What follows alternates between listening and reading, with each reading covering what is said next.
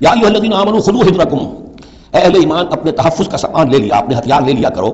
فانفروا ثبات او انفروا جميعا. اس کے بعد خواہ تم ٹکڑیوں کی شکل میں نکلو اور خواہ فوج کی شکل میں. یعنی دو طرح کے معاملات ہوتے تھے. کبھی حضور صلی اللہ علیہ وسلم چھوٹے چھوٹے آپ گروپ بھیجتے تھے، جیسے کہ غزوہ بدر سے پہلے 8، کبھی یہ کہ پوری فوج لے کر جیسے غزوہ بدر میں آپ گئے، غزوہ احد میں آئے. تو ان میں سے جو شکل بھی ہو نکلو اللہ کی راہ میں. وَإِنَّ مِنْكُمْ لَمَن لَيُبَطِّئَنَّ، تم میں سے کچھ لوگ ایسے ہیں جو دیر لگا دیتے ہیں، تاخیر کرتے ہیں. حکم ہو گیا ہے، نکلنا ہے، فلاں وقت ہے، کوچ ہوگا، اب وہ اس میں ڈھیل برت رہے ہیں، ابھی تیاری ہو رہی ہے، اور پھر بہانہ بنا دیں گے کہ بس ہم تیاری کر ہی رہے تھے، اب نکلنے ہی والے تھے.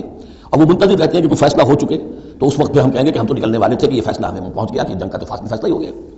فَإِنْ أَصَابَتْكُمْ مُصِيبَةٌ، پھر اگر تمہیں کوئی مصیبت پیش آ جائے، اب بہرحال مسلمانوں کو جنگ میں نکلے ہیں تو کوئی تکلیف پیش آ جائے، کوئی نقصان ہو، کوئی وقتی طور پر ہزیمت ہو جائے، قال، تو وہ کہے گا قد انعم اللہ علی اذ لم اکن معهم شہیدا، میں تو اللہ نے بڑا انعام کیا، بڑا کرم کیا، جو میں نہیں گیا، میں رہ گیا، میری فلاں جو ضرورت تھی وہ میرے لیے رحمت بن گئی، وہ میرا جو اونٹ گم ہوا تھا اس وقت کہیں وہ اگر میرے پاس موجود ہوتا تو میں بھی وہاں پر خراب ہوتا. یہ تو مجھ پر تو اللہ کا بڑا کرم ہوا ہے کہ میں اس جنگ میں، اس بات کے میں جانے سے بچ گیا.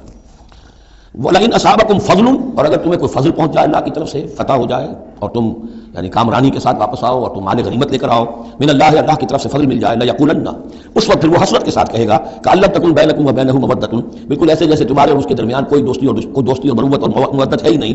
یا لیتنی کنت معهم فافوز فوزا عظیما، ہائے کاش کہ میں بھی ان کے ساتھ گیا ہوتا تو یہ بڑی کامیابی مجھے بھی حاصل ہو جاتی. یہ ان کا کردار ہے جس کا کہ نقشہ وہ کھینچ دیا گیا.